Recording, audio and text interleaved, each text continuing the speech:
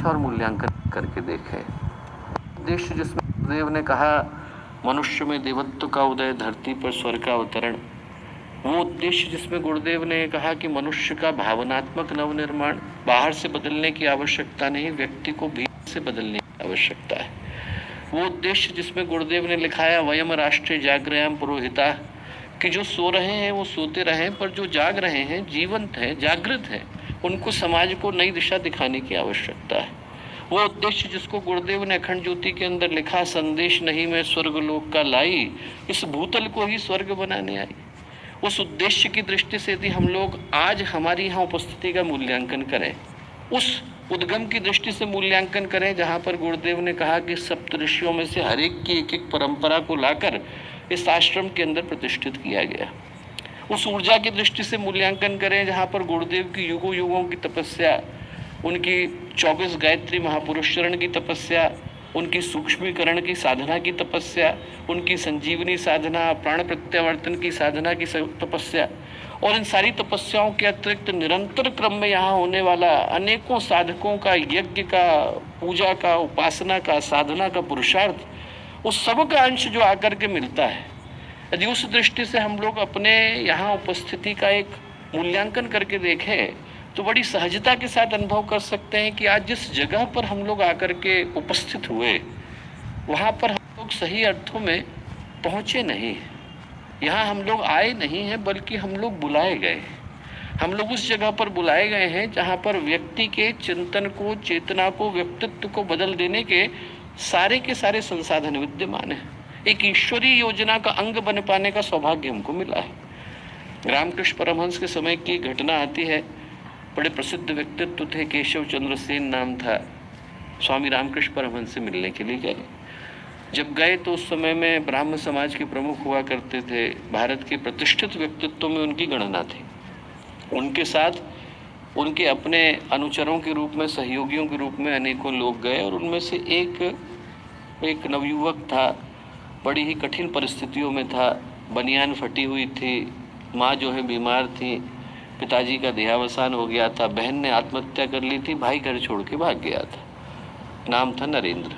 और वो भी गए मिलने के लिए, और उनके मन में भाव ये था कि इतने बड़े जो व्यक्तित्व हैं वो हमारे गुरु से मिलने के लिए जा रहे हैं।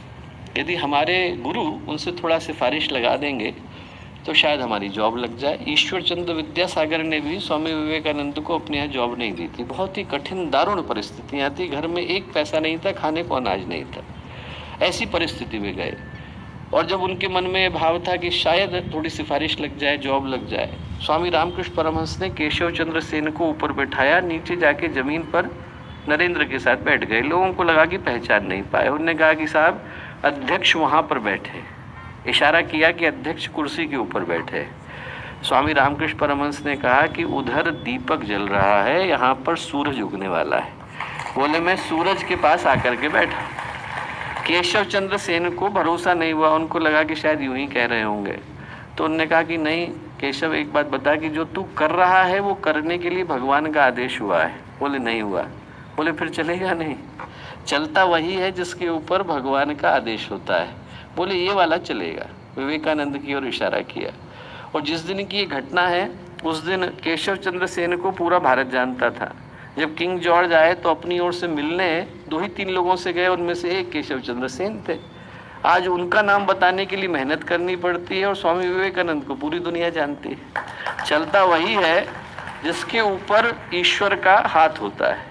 और इस घटना को बताने के पीछे का कारण क्या है? 1937 में 38 में गुरुदेव ने जब अखंड ज्योति को लिखना प्रारंभ किया, सेकेंड वर्ल्ड वॉर शुरू होने वाली थी, कागज मिलता नहीं था। गुरुदेव अपने हाथ से कागज बनाते थे, 250 अखंड ज्योतियों के लिए छापते थे, अपने हाथ से अखंड ज्योति को लिखते थे, लोगों को घर में छोड़ के आते थे। लोगों ने कहा चलेगी नहीं साहब, पैसा आप लेते नहीं हो, विज्ञापन आप छापते नहीं हो, कैसे चलेगी? गुरुदेव ने उनमें से किसी को उत्तर नहीं दिया, पर अखंड ज्योति में लिखा। जिसका पढ़ने का मन हो अखंड ज्योति का अंक उठा करके देखे।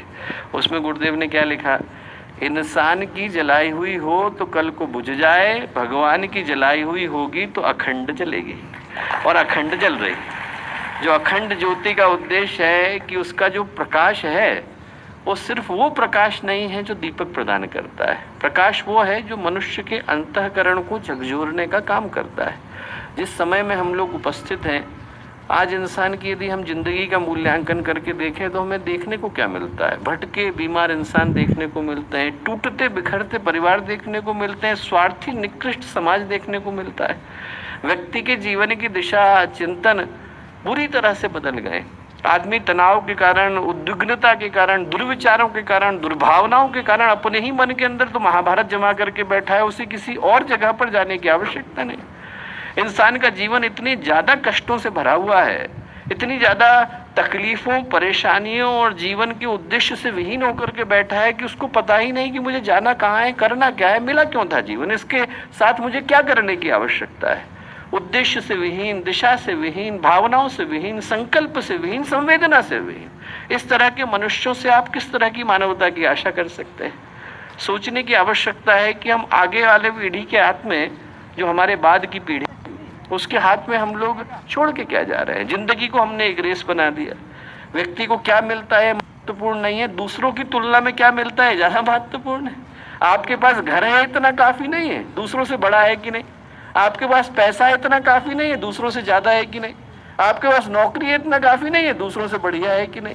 जिंदगी चाहे अनचाहे, जाने अनजाने, एक ऐसी रेस में, प्रतिद्वंद्विता में बदल गई है जहाँ पर हर व्यक्ति अपने से आगे निकलने वाले को ऐसा देखता है कि इसके पैर को घसीट दूं, और जो हमारे पीछे दिखाई पड़ता है उसको दबोचने की कोशिश करता है कि कहीं आगे ना निकल जाए।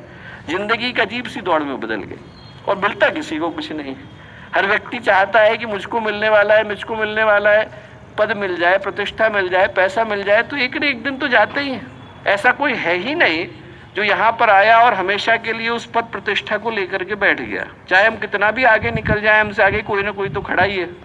वो भरत की कहानी आती है कि चक्रवर्ती सम्राट बन गए, उसके बाद पता चला कि न जाने कितने मेरे से आगे आए और चले गए। तो कितना भी मिल जाए, हमसे आगे निकलने वाला कोई ना कोई तो हमें दिखता ही है। और यदि मिल भी गया तो कौन सा अंतिम दम तक साथ जाता है।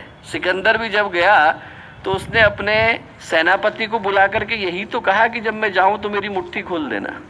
दुनिया को पता चलना चाहिए कि वो सिकंदर जो जिंदगी भर कुछ पाने के लिए दौड़ा, जब गया तो खाली हाथ ही गया।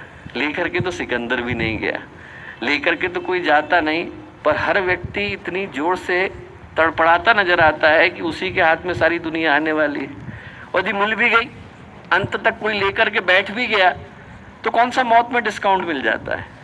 मृत्यु तो हर एक को मिलती है। ऐसा तो है नहीं कि मिल गई तो कौन सा हमारा कैंसर जो है वो जुकाम में बदल जाएगा। वो तो लिखने वाले ने लिखा ही है कि सांस टूटते ही सब रिश्ते टूट जाते हैं, बाप माँ बहन बीवी बच्चे छूट जाते हैं। जिनको अपना कहता है कब ये तेरे साथी हैं, कब्र है तेरी मंजिल और ये बराती। एक के बाद एक दूसरे का लाइन लगी हुई है और हर व्यक्ति सोचता है कि अमरता के लिए तो मैं ही आया हूँ। इन सारी चीज़ों के मध्य में जहाँ पर जिंदगी रेस है, जहाँ पर एक दूसरे को देखना प्रतिद्वंद्विता है, सिर्फ एक चीज़ मनुष्य के जीवन में तृप्ति और संतोष प्रदान करती है, उसका नाम है हमारे जीवन का उद्देश्य, हमारे जीवन का लक्ष्य। करना क्या चाहते हैं, छोड़ना क्या चाहते हैं, अगले के लिए देना क्या चाहते हैं।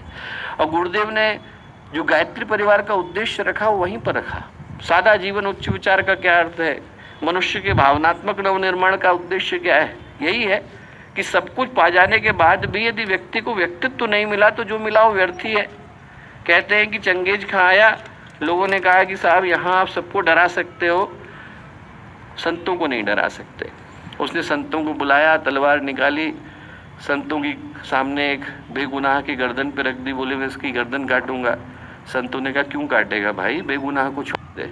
बोले तुम्हें डर नहीं लगता है मुझे देख के? बोले नहीं लगता है। तो बोले तुम्हें पता नहीं मैं कौन हूँ? बोले हाँ पता है, चंगेज खां हूँ। तुम्हें पता है मेरी कीमत क्या है? चंगेज खां ने पूछा। बोले हाँ पता है, 50 रुपये। चंगेज खां को बड़ा गुस्सा आया। बोले 50 रुपये का तो कुर्ता ही पहना हुआ है मैंने। तो संत बोले कुर्ते की ही कीमत बता रहे हैं, तेरी कोई कीमत नहीं है। जो कीमत है वो सिर्फ कुर्ते की ही रह जाती है। व्यक्ति का व्यक्तित्व न बने तो जो बाहर का मिलता है उसका कोई मूल्य नहीं। जो उद्देश्य है वो बड़ा सीधा सरल स्पष्ट है कि जिस यात्रा पर गायत्री परिवार के कार्यकर्ता यहाँ से निकलने का संकल्प लेने के लिए आज एकत्रित हुए हैं, वो यही है कि व्यक्ति के व्यक्तित्व का नवनिर्माण किया जा सके। उसको वो दिया जाए जिसका मूल्य चिरस्थायी है, उसको वो दिया जाए जिसका मूल्य सनातन है, उसको वो दिया जाए जिसका मूल्य सार्वभौम शाश्वत है, और उसको देने की यात्रा पर गायत्री परिवार निकला है। आज का जो दिन है वो उसी संकल्प को जगाने का, उसी भाव को जगाने का, उसी चिंतन को जगाने का है। और एक बड़ा सौभाग्य है कि इस पावन अवसर पर एक ऐसे व्यक्तित्व के माध्यम से हमको दिशा मिल पा रही है जिनका स्वयं का जीवन इन्हीं तरह के संकल्पों को प्रदान करने वाला रहा। मैं यही शुभकामनाएं प्रेषित करता हूं कि जो हम लोगों के भाई बहन यहाँ पर आए, इस 3 दिवसीय संकल्प समारोह का हिस्सा बने और आज इस